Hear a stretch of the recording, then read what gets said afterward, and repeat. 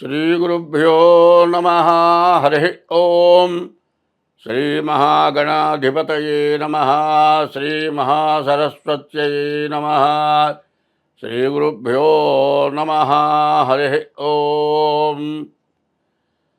అజ్ఞానతిమిరాంధస్య జ్ఞానాంజనశలాకయా చక్షుర్మీలితం येन తస్మై శ్రీగురవే నమః. విశ్వావసనామ సంవత్సర ఫలితాలు చెప్పుకుందాం. విశ్వావసనామ సంవత్సరం చైత్రశుద్ధ పాడ్యమి ఆదివారం 30/3/2025 అంటే 30వ తారీఖు మార్చి నెల 25వ తారీఖున రేవతి నక్షత్రయుక్త ఆ రోజున విశ్వావసనామ సంవత్సరం ప్రారంభమైంది. విశ్వావసనామ సంవత్సరం 2025 సంవత్సరం మకర రాశి ఫలితాలు ఈ సంవత్సరం చెప్పుకుందాం. ఈ మకర రాశి ఎట్లా ఉంది? ఈ మకర రాశికి 8 ఆదాయం, 14 ఖర్చు. ఆదాయం కంటే 6 ఖర్చు ఎక్కువగా ఉంది. రాజపూజ్యం పూజింపబడటం 3 చోట్ల అయితే మరి దూషింపబడటం 5 చోట్ల ఉంది. అదే కాదు, ఈ మకర రాశి ఎట్లా ఉందంటే ఈ మకర రాశికి శని, రాహువు, శుక్రుడు, గురువు ఈ 4 గ్రహాలు పూర్తిగా బాగున్నాయి. మిగతా 4 గ్రహాలు బాగాలేవు, చెరిసకంగా ఉన్నాయి. మకరస్యాల్ మృగో నగ్రహ. ఈ మకర రాశికి మకరం, కుంభం దగ్గర ఇప్పటికీ 7 సంవత్సరాల 5 మాసాల నుంచి 7 నాటిసేనే జరిగింది. చాలా నష్టపడ్డారు. ఈ నష్టం నుంచి బయటపడేటువంటి సమయం వచ్చింది. ఈ నష్టం నుంచి బయటపడుతున్నారు, ఏమి ఇబ్బంది లేదు. కానీ కొన్ని గ్రహాల వల్ల కొన్ని సమస్యలు, ఇబ్బందులు ఉంటాయి. వ్యాపారస్తులకు కానీ, తర్వాత మోటార్ ఫీల్డ్ వాళ్ళకి కానీ, కొంచెం భూమి వ్యవసాయదారులకు కానీ కొన్ని కష్టాలు ఎక్కువగా ఉండేటువంటి లక్షణాలు బాగా ఉన్నాయి. అందువల్ల ఇప్పుడు శరీరంలో మొత్తంలో ఏదైనా జ్వరం వస్తే 2 రోజుల్లో తగ్గిపోతుంది. అదే ఇన్ఫెక్షన్ వల్ల జ్వరం వస్తే ఇంకా 4 రోజులు తగ్గుతుంది. ఇది కాదు టైఫాయిడ్, అది వస్తే 20 రోజులు పడుతుంది. నిమ్ము వల్ల వస్తే ఇంకా 4 రోజులు పడుతుంది. ఇట్లా వ్యాధులకు కొంత టైం ఎట్లా ఉంటుందో ఈ సంవత్సరం మాత్రం ఎక్కువ కాదు కానీ తక్కువ ఇబ్బంది వచ్చేది లక్షణం ఉంది.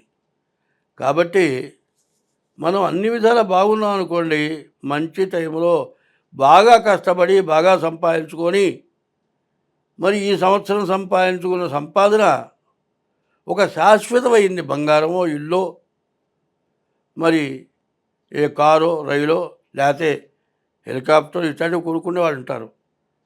ఈ సంవత్సరం బాగా వచ్చిన ఆదాయాన్ని బాగా పెంచుకొని దానివల్ల ఆదాయం వచ్చేట్టుగా తగినటువంటి వస్తువులు కొనుక్కోవడానికి అవకాశం రావాలి అంటే ఈ రాశి వాళ్ళు గోచారం 25 వంతులే చెబుతోంది.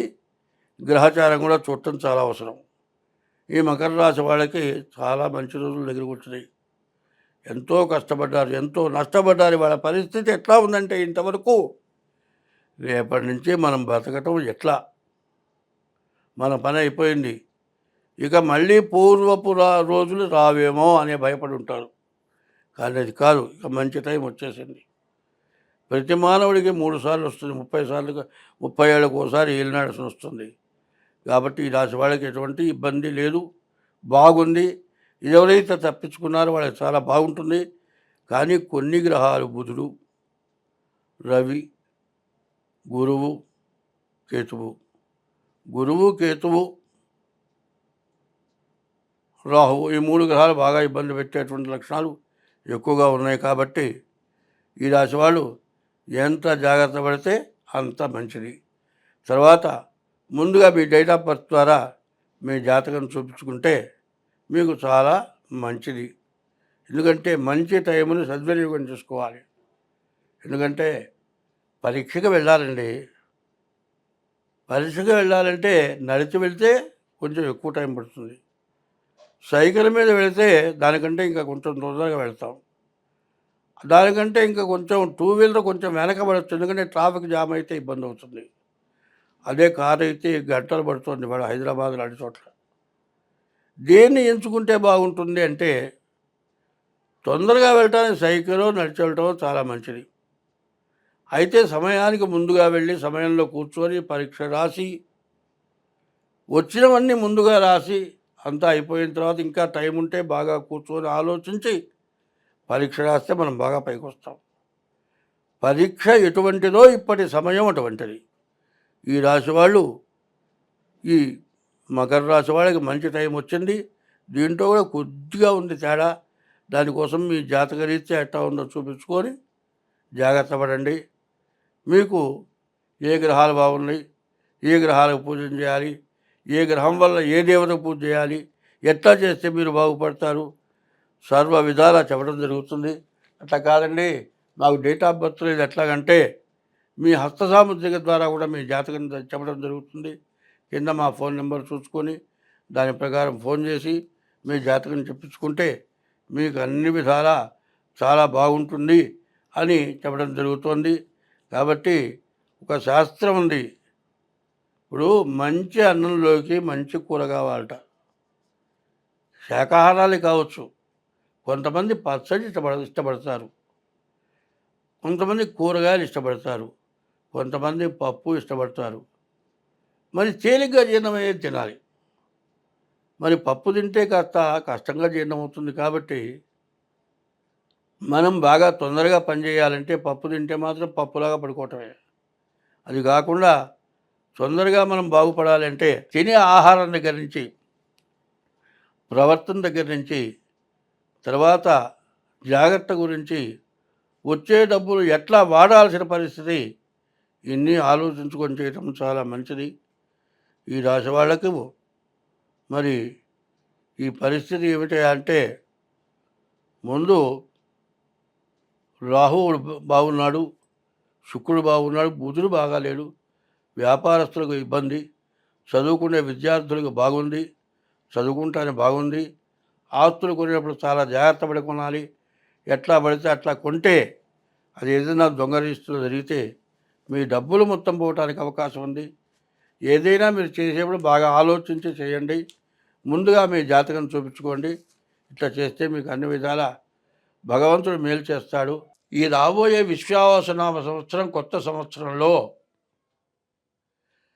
ప్రత్యేకమైనవి, ముఖ్యమైనవి, వినాల్సినవి, పాటించాల్సినవి ఉన్నాయి. అవి చాలా కొద్దిలో ముఖ్యంగా చెప్తూ ఉన్నా. రాజకీయంలో సమస్యలు బాగా ఎక్కువగా ఉన్నాయి. రాజకీయ నాయకులు ఎవరు కూడా ఒక పద్ధతిలో నిలబడే లక్షణాలు లేవు. రాజకీయ పరిపాలన చేయడానికి పరిపాలకులకి సమస్యలు ఎక్కువగా ఉంటున్నాయి. మిగతా మెంబర్స్ కానీ, మంత్రులు కానీ స్వార్థం కోసమని సమస్యలు తెచ్చిపెట్టే లక్షణాలు ఉన్నాయి. సరే, పరిపాలకులకి ఈ ఇబ్బంది ఉంటే, పరిపాలకులకు కొద్దిగా ఇబ్బంది ఉంటే ప్రతిపక్షాలు మాత్రం దీన్ని బాగా గొడవ చేసి ముందు ప్రతిపక్షాలు పాలకపక్షం కొట్టుకోవటం, పాలకపక్షాలు కొట్టుకుంటే దాన్ని ఎగదోసి ప్రతిపక్షాలు అల్లరి చేయటం, ఇది ఒక సమస్య. కుటుంబ సభ్యుల్లో ఇవాళ ఉన్నటువంటి పెరిగిపోయినటువంటి ఖర్చుల వల్ల, ఆదాయం తక్కువ వల్ల, ఇవాళ వచ్చే ఆదాయం చాలకపోవటం వల్ల కుటుంబ కలహాలు బాగా వస్తున్నాయి. రెండోది. మూడోది ఏమిటంటే ప్రపంచ దేశాల్లో కొన్ని దేశాలు పైకొచ్చినాయి. ఆ పైకొచ్చిన దేశాలు తనకంటే ఇంకో దేశం పైకి రాకూడదు కాబట్టి, రాకుండా పోవాలనే ఉద్దేశంతో పైకి వస్తూ ఉన్న ప్రభుత్వాల్ని అణగదొక్కి వాళ్ళే పై స్థాయిలో ఉండాలి అని చెప్పి మరి తక్కువగా ఉన్నటువంటి వాళ్ళని ఎగగొలిపి బాగా పరిపాలన చేస్తూ పైకొస్తూ ఉన్న దేశాలని అణచివేయటం కోసమై పైకొచ్చిన దేశాలు చిన్న దేశాలు చేత పైకి వస్తున్న దేశాల మీద యుద్ధం ప్రకటించి అన్ని దేశాలని నాశనం చేయటానికి కాండతో యుద్ధాలు జరిపే లక్షణాలు బాగా ఎక్కువైనాయి. ఇదివరకు మీరు చూచారు. మరి ఏమైంది? అమెరికా, రష్యా ఉన్నాయి. ఈ రష్యా బాగుంటే ఒకప్పుడు కొంత విడబడది. తర్వాత మరి రష్యాలో ఉక్రెయిన్ అనే ఓ భాగం దాంట్లోది. సరే వాళ్ళలో వాళ్ళకేదో తేడాలొచ్చి గొడవలు పెంచుకోవడం ఎందుకని వాళ్ళు విడబడిపోయినారు. సరే వాళ్ళలో వాళ్ళకి మళ్ళీ ఏదో కొద్దిగా గొడవొచ్చింది. అయితే ధర్మంగా రష్యా విడగొట్టినటువంటి ఉక్రెయిను రష్యాని అణిచివేయాలనే ఉద్దేశం దానికే కలిగిందో, వేరే దేశాలు వాళ్ళని ప్రగల్భతే వాళ్ళ ఎగ్గునిపితే వాళ్ళు యుద్ధానికి దిగారో తెలియదు కానీ అది పెద్ద యుద్ధం జరిగేది ప్రపంచ యుద్ధం అవుతుందేమో అనిపించే పరిస్థితి వచ్చినప్పుడు ఉక్రెయిన్ సర్వనాశనం అయిపోయింది. ఇప్పటికీ ఇంత జరిగిన తర్వాత యుద్ధాన్ని ఆపటానికి కొన్ని ప్రపంచ దేశాలు పట్టుబడితే యుద్ధం ఆగింది. కానీ యుద్ధం జరిగింది. తర్వాత రష్యాని నష్టపరిచింది, ఉక్రెయిన్ నష్టపడ్డది. కానీ ఈ యుద్ధంలో కొన్ని దేశాలు మాత్రం బాగుపడ్డాయి. ఇట్లాంటివి చాలా జరగటానికి ఇప్పుడు బాగా అవకాశాలు ఉన్నాయి. ఇది రాను రాను ఉన్న ప్రపంచ దేశాల్లో సగం దేశాలు ఒక భాగం, సగం దేశాలు ఒక భాగం కనుక అయినట్లయితే ప్రపంచ యుద్ధం తప్పేటట్లుగా లేదు. అట్లాగే కుటుంబ సభ్యుల్లో సగం అటు సగం ఇటు అయితే కుటుంబం విచ్ఛిన్నం అయిపోతుంది.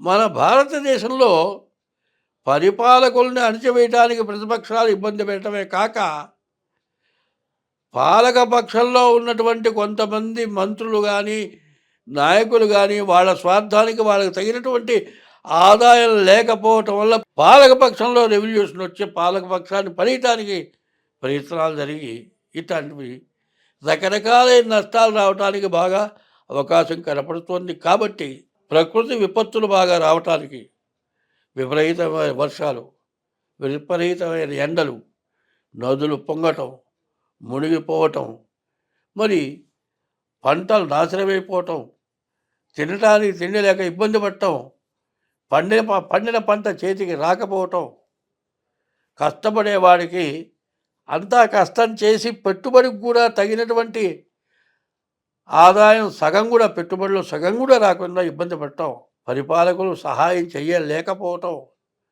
ఇట్లాంటి సమస్యల్లో ప్రపంచ దేశాలను కూడా కొట్టుమిట్టాడుతున్నాయి. మన దేశానికి కూడా అట్లాంటి ఇబ్బందులు వచ్చేటట్లుగా కనబడుతూ ఉన్నాయి. మన దేశం బాగా పైకి వస్తున్నది.